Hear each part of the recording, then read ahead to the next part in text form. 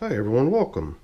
I'm down here in my wormery, and these two bins over here, the one on the top right and the one on the lower left, they're the bins that I've got in my sites today. I'm not sure if you can read the label, but if you can, then you'll be able to see I've got a little abbreviation on here. It says ANC.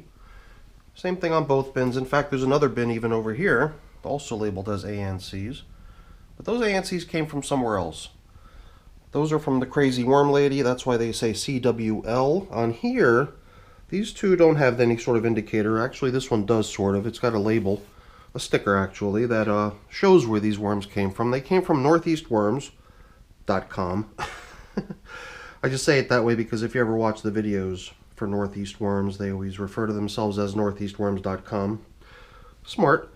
And what happened in here was I received the worms from them originally 128 days ago and started this bin. But then after a certain period of time had passed, I think 40 some odd days, I began recruiting worms out of that system to build up a new system.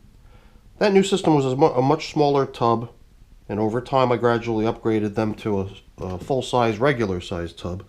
But during the first couple haul-outs of worms, they were living in a small container, and over the course of 4 haul-outs, the last of which occurred 17 days ago, I got this feeling that we've, for the most part, depopulated this bin. And all the adult worms that came from Northeast Worms have been relocated. So whatever ones eventually start to show up in this bin are going to be ones that hatched here. At that point, I don't even know if it makes sense to keep the sticker on here. Maybe the sticker has to be moved over to the other bin, which is really where those worms live now. But I've got a funny little diagram that I created. Something I do pretty regularly here on my channel is I kind of put together this little infographic diagram to try to tell the story in a picture rather than in words.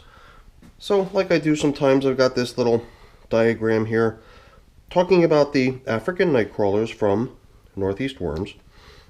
And here's the older of the two bins, the 111 days of composting plus the more recent 17 days and counting of what the bin is doing now, which is foraging. I'm also depicting the bin that started a little bit later, the newer one, into which all these diagonal arrows are indicating the haul-outs of worms and relocations of worms into the new bin. And the number in parentheses just shows how many feedings the bins got over their lifespan. So during those 111 days of composting, there were 15 feedings applied. Past 17 days, there's been foraging going on, but the main difference between this bin and all my other bins is that foraging usually means that the worms are still in there, and they're the ones doing the work. But in my container over there that's labeled with the Northeast Worm sticker, at this point, that last feeding I applied was to no one, really, because I had just completed the 4th haul out of adult worms. So in a way that last feeding was kind of a quandary, and my best way to think of that is that was just me kind of putting out the food for whatever worms eventually start to emerge from the cocoons left behind by the worms within that material. So it's kind of a cocoon nursery that normally, if I follow my more recent methodology, is to just keep them separate from all the composting systems. But since that sort of turned into a foraging bin over time, it sort of snuck up on me. But I'm going to get both of these out onto the bench, give the bin with the worms a feeding. It's 11th feeding now at 82 days of age, and here in the cocoon nursery we're just going to check in to make sure everything's working properly in there. Alright, let's get over to the bench and see what's going on. We're beginning here in the older of the two systems, the 182-day-old, at this point, cocoon nursery system. If we go looking through here, we'll most likely see a worm or two, because my process for getting the worms out of there was about as old-fashioned, as unautomated, or whatever, as low-tech as you can be. I pulled them out by hand. I went through the system, looking through the material, finding worms, extracting them one by one. Gave us a unique opportunity to actually count each and every worm with a certain degree of accuracy, whatever you can kind of capture on video. And at times I might have maybe even had an extra worm in my hand and didn't realize it or whatever, so who knows. I do have a rough figure for this. I don't remember if I've shared it though, because we sort of play a game sometimes to let everyone kick in their ideas on how many worms they counted along the way. And I kept track of what I thought the right number was. In fact, I think I might have even come up with the right number for each haul out by averaging everyone's estimates. I can't remember now. I think in most cases my count did match what some of the viewers said they saw too. So the number is 650. That's what I believe to be the number of adult worms that got hauled out of the other bin and moved over into here. I was just pulling all this material from the outer edge in to see it a little bit more closely as sort of an element of its own. It's just that dry, neglected material that doesn't get fully covered by that bubble wrap that was draped over the top here.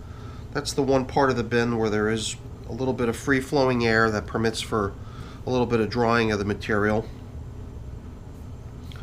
But it's certainly not bad. It's drier than the rest, but it's not totally dry. It is probably dry enough though that the worms aren't giving it any time of day. There's so much more other nice, damp, comfortable stuff in the bin for them to relax in, find food in. There's certainly no reason for them to want to go anywhere near the top surface where there's just drying going on to a certain degree. Or at least on the edges, you know. Out here in the middle, right under the plastic, there's probably enough dampness that it would attract a worm or two. Sometimes when that newspaper that we took off in the beginning, sometimes when we come into a bin, the moisture that collects on that top covering paper often draws a little bit of a crowd of worms. But I don't think we saw anything like that. Now, I've talked about this for a while, which is to, you know, if this is in fact a foraging bin, then they shouldn't really have large food items left. Their job at this point as a foraging population is to whittle down leftovers and remains of the food that was placed into this bin over 15 separate occasions. And then we would consider the foraging done when we felt like the material had been broken down to that degree. So the one thing that I'd put on my to-do list was to get rid of this thing. It's a mango seed, husk and all. The seed is inside still, I believe. A lot of times it's the seed that gets broken down first, but they keep coming back to keep working on the outer husk of it. That's pretty neat. There's a cocoon right there, kind of nestled within the loosening fibers of the husk. It's a weird place to find a cocoon. My idea was to actually bring this along into the adult bin and treat it as a food item or whatever, as sort of a transplant that goes with the worms, and then, you know, try to drive this towards being more of a pure foraging bin where the only stuff they've got to work on is in fact little tiny stuff, not leftover food items from previous feedings and stuff. And there's definitely worms in here, you know, no matter where you look. I think they're mainly juvenile because they're certainly not very large worms. Considering these are African night crawlers, they can potentially grow to very good sizes. So when you see worms that size, you have to assume that they're still juvenile. So I think that what we were expecting or hoping to see in this bin is in fact playing out, which is the worms that used to populate the system have been breeding over time, leaving their cocoons all over the place, and over time those cocoons have been creating baby worms. And you know, I could probably go through just another haul out of worms at this point, but I would have to be a lot less selective. I would have to go for juvenile worms as well, not adult worms. I did make a concerted effort when I did the haul outs of worms to try to limit it to worms that appear to be of breeding age, mature worms, kind of taking out the variable of further cocoons being left behind in the system. Any baby worms coming out of the cocoons are not going to be of age yet to be able to mate yet. So this was really meant to be more of a nursery, and at some point pull all those worms out before they too start creating the next generation. And then it'll be a truly worked batch of vermicompost. Alright, so here's the other shell. I was going nuts during a previous check-in. We were trying to find this because we knew there was a whole mango seed as well as a part of one. And if I take those items out, I do feel like we will have extracted all of the remaining leftovers that were still left in the bin. I do remember consciously leaving them in here in the past. But now I believe it's time to move them along. I don't know, should I take out stuff like a banana stem too? I think I toyed with that idea as well last time. Perhaps even large chunks of bedding that are going to take forever. I don't know. You could really play this game so many different ways. But ultimately, as long as you kind of stay close to the center line and deviate only slightly, all your little personal preferences and whatever can usually be indulged without affecting the worms. You can kind of incorporate your own preferences, your own needs, whatever the case may be, you know. And I don't know, that's kind of an abstract thinking, but what I really just mean by that is that if you've got certain composting needs or you live in a certain environment or whatever, the whole idea of that is that you can always tailor your vermicomposting methodology to suit you, you know, who you are, where you live, what you do, the sort of things you need to compost down, the sort of worms you have, whatever the case may be. So that's what I think makes this whole thing so fun, you know.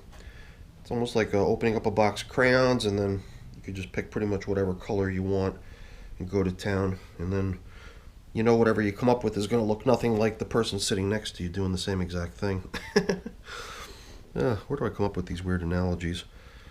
Alright, so if nothing else, we definitely gave this system a good aeration.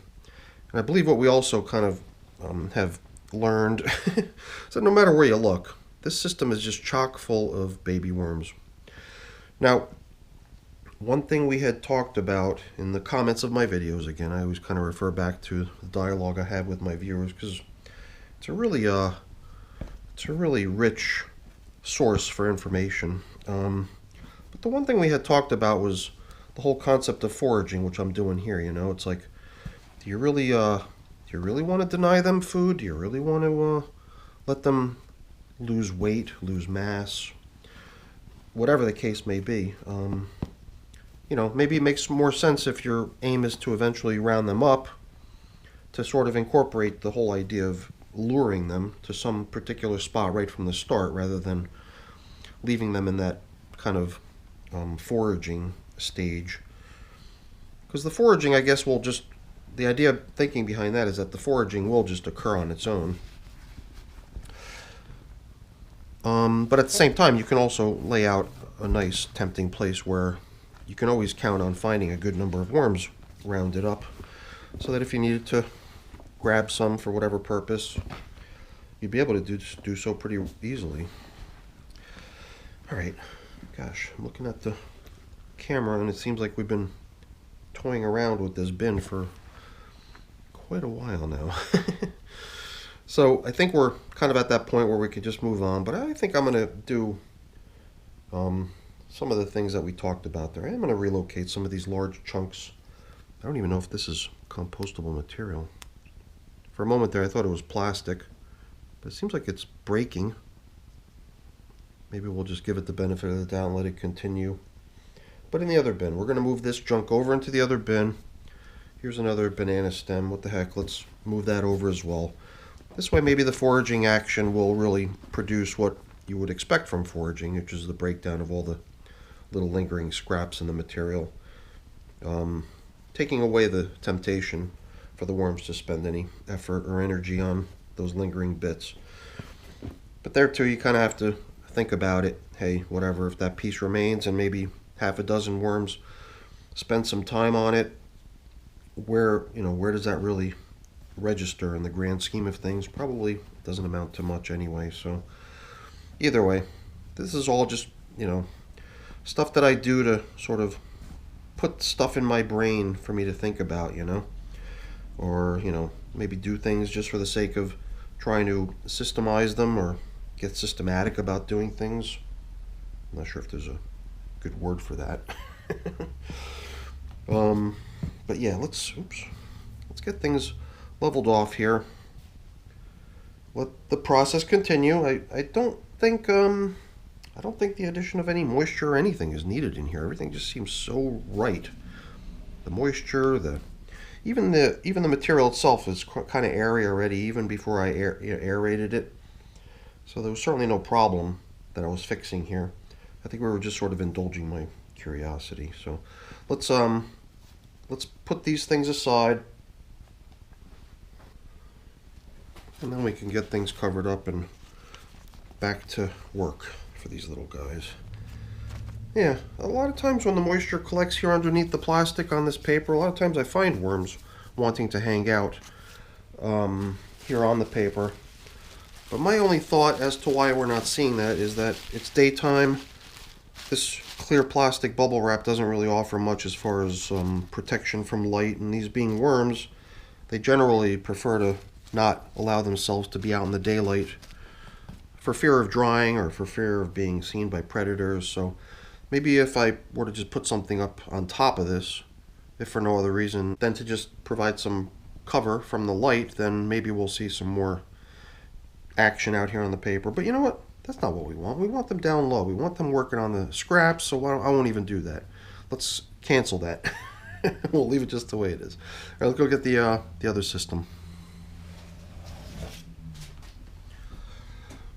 The box here where we've got the adult worms, this is where I placed those items that we extracted from the other system. See here we've got light protection if any. Oops, what is going on here? Flying insects. Might have to do something about this at some point because I just keep seeing them and I'm not sure what I'm doing to cause it. And I don't even see it in all my systems. I think it might only be these. So whatever, I'll have to come up with some sort of game plan. Luckily it's not so dire yet. Now, oh, you know, this little worm was on the plastic. Maybe I should I'll get all this stuff out of our way, put it on the plastic, but then I'll fold the plastic in half in case I left any other wormies out there stranded. We won't take long, but still I wouldn't want a worm to suddenly feel the dry air and feel like they're exposed to the bright light and end up squirming off that plastic. I'd feel like I was the cause of their demise. Alright, we're safe now. So these things here we're going to include in the feeding. The feeding is what you see in this little container here. It's pretty routine stuff for the most part. Coffee, potato, cabbage, cauliflower, and even a cigarette. I heard they like tobacco, so I thought I'd try a cigarette. No, I'm just kidding. It's a cornstarch straw, supposedly compostable. So we're going to give that a try as well, see if it'll... I mean, there's such junk. As soon as you touch it, it breaks into little bits. So hopefully that's an indicator that it'll also break down in the worm bin and fast. So we'll see. The food would have been applied down the middle last time. Here too you can see another mango seed. This one I can't tell. Yeah, it looks like it's been opened, so it must have inhabitants. The seed itself looks pretty large, so maybe they haven't really done much to it yet. Maybe that's just an indicator of the fact that I'm giving them such yummy foods down in the feeding area that they're not really interested in any of the leftovers or scraps. I don't know what to expect after 10 days since they were last fed. I mean, a population of what's estimated to be 650 worms. I don't even know if we want to call it estimated. It was counted, right? We individually counted this population. Multiple people's counts were even factored in, not just my count. So we can almost certainly say that the count of 650 worms in here is pretty much on the money. But since this thing's been going this way for 82 days now, almost 3 months now, it wouldn't be too surprising to think that some worms have already, you know, in that first batch of worms that were hauled out and put in here into this new environment, could have already started mating at that point, and their cocoons could have hatched by now. So this might already be a population that exceeds the original size of worms that were placed in here, bringing them over from the other system. So yeah, I mean, I don't know if I mentioned it, but the whole idea of bringing the worms over, separating them from the environment that they were in before, was all driven by the concept of trying to keep the worms large by keeping them away from the environment in which baby worms are going to begin emerging once their cocoons start to hatch. So it was sort of an outrun the babies kind of a approach, which, because, you know, they say if you keep the adult worms separate from the baby worms, then they'll have the ability to grow large, or for that matter, stay large if they're already big like they were. I mean, these things were huge when I got them from Northeast Worms. At Northeast Worms, they would receive, you know, much more rich diet and stuff like that. So they're you know, being bred to be large and be impressive worms for the clients. Here I'm just using them for composting, so I'm not so worried about the size. But I figured I would embark on the test anyway to see if I can in fact keep these nice big worms looking nice and big. Well, that guy's pretty big. I don't know if he's blending in with the banana peel or if you could see him, but he's a good size African nightcrawler. And that was the whole idea, was that by bringing them over here, keeping them separate from the babies, that they'd stay big. But I would already have to say that just over the past almost 3 months, or more, no, almost 4 months at this point, that I've had these worms, they've probably reduced in size a little bit. I don't know if I'm just not giving them enough moisture or just not feeding them with stuff that's going to fatten them up. Whatever the case may be. It's a fun exercise that we might try again at some point, but I would have to be prepared to actually keep the worms away from their babies perpetually. And I felt like that's where this sort of hit the wall for me, was that, hey, I've moved them, but hey, what about this new environment where they live now? There could be babies showing up over there at this point too. What about the adult worms now? It's like that naturally leads you to needing to relocate them to yet a new home, which I just didn't feel like I was prepared to embark on, so I sort of canceled my participation in that test. But I know other people are doing similar tests on their channels, mostly with African nightcrawlers, but also with some European nightcrawlers that I've seen. So interesting. Most of the African nightcrawlers, they have like a sort of a consistent color from start to finish, even across that bulge that they refer to as a clitellum. But on this one, the clitellum seems so much lighter in color, like it's an albino African crawler or something. All right, man, I sure hope these worms don't panic because of my major disruption here. I just couldn't resist poking around to see how these worms are doing in here in their new environment. Well, not even that new anymore, but still. I just wanted to kind of probe around and see, but hopefully I'm not going to trip off some sort of a mass exodus from the container. Hopefully they just stay put despite my pretty disruptive check-in with these little guys. Hopefully the foods that we give them will be enough to convince them to stay. So let's start rebuilding their feeding area. I've got my collection of pre-made bedding here. We're going to be pretty generous because these African nightcrawlers really do favor a good carbon-rich food, and that's what you're giving them with all this bedding. It's not only bedding, but it's a food source for them too.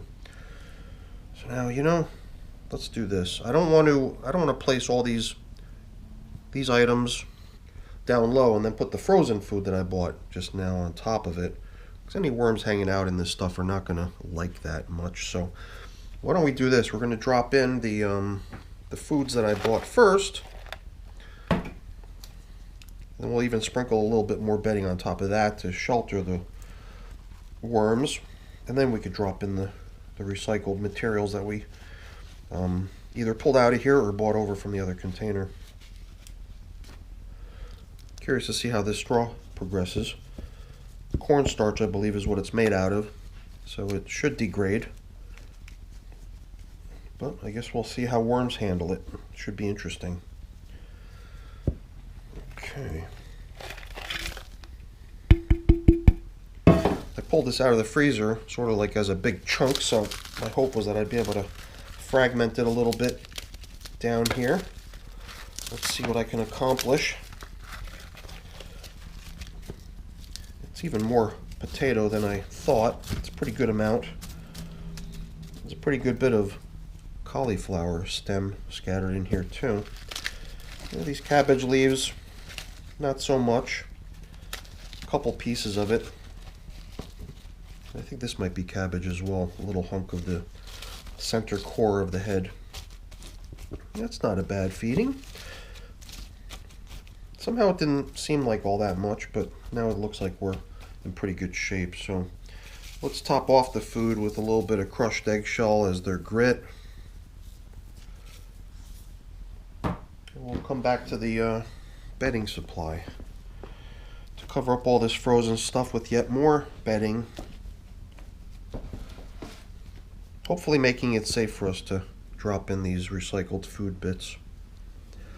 Sometimes when I'm feeding in such a way that I know I'm going to be combining old bits of food that I sort of pulled together in my inspection of the system with new foods that I just pulled out of the freezer a moment ago, I think twice, and sometimes I'll let the stuff sit and thaw so that I don't have to worry about it. Other times I'll just incorporate some sort of a shielding approach to try to prevent any sort of direct contact of the worms with the frozen stuff I'm piling in.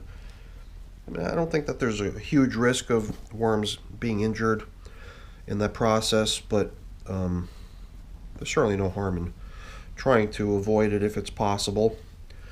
Even covering up here, I'm questioning whether I want to just go wholesale and cover up with a bunch of this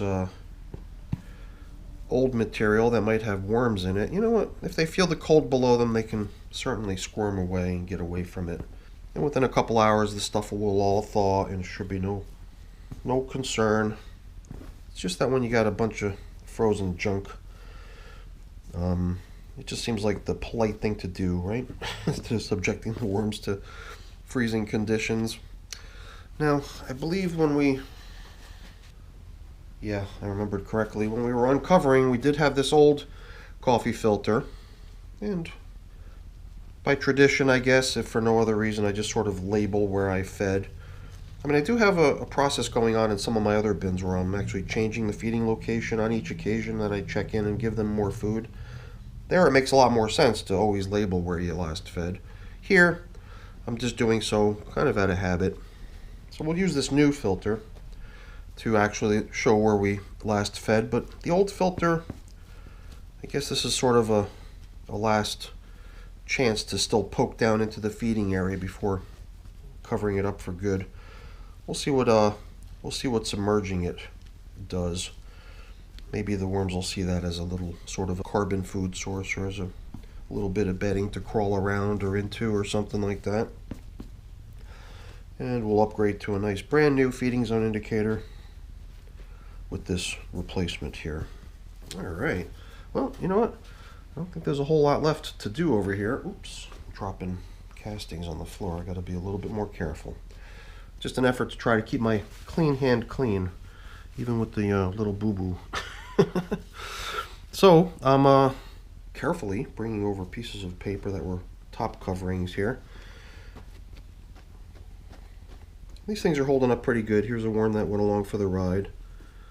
That's all part of the reason I fold this last piece of plastic over onto everything that I pull out temporarily, because I don't want these little guys, like this little guy right here, I wouldn't want this little guy to panic, either because of the bright lights or because of the dry air or whatever the case may be.